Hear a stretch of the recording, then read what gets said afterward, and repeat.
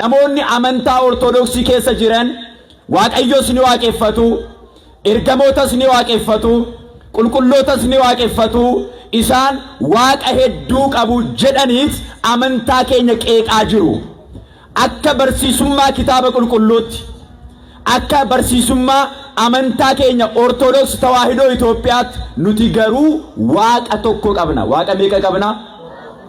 Sagalee keessan ol kaasaa. Waaqa meeqa qabna? Waaqa tokko qabna. Gooftaa tokko qabna. Fayyisaa tokko qabna. Uumaa tokko qabna. Waaqa tokkoon adda waaqa biraan qabnu.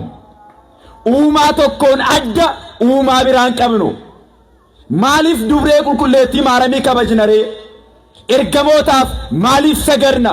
Qulqulloota maaliif kabajna yoo jettan, waaqayyoon waan isaan kabajeef, waaqayyoon waan kennaa isaaniif kenneef, waaqayyoon uumamtoota hunda keessaa filatee waan aangoo kenneef kan waaqayyo kabaje kabajna malee waaqni keenya meeqadha?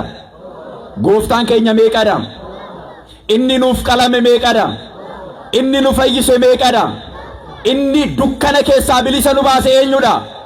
Galanni ulfinni maqaa isaatiif yaa ta'u. Ilil jedhaatii waaqayyo galateeffadha. Kanaaf yeroo isin gaafatan lakki waaqni keenya tokkichadha. Anii fi manni koo eenyu waaqeffanna? Hin sodaatinaa dubbadha. Anii fi manni koo eenyu waaqeffanna? Irra deebi'aa dubbadha. Anii fi manni koo eenyu waaqeffanna? Kana booda namni tokko isin goyyomsuu hin danda'u. Ani ortodoksiidha jettanii yeroo dubbattan, ortodoksiin waaqa hedduu qabdi yeroo jedhan lakki waaqa tokko qabna.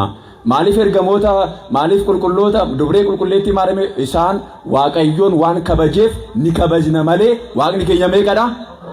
Galanni ulfinni maqaa isaatiif yaa ta'u. Ilil jedhaatii galateeffadha.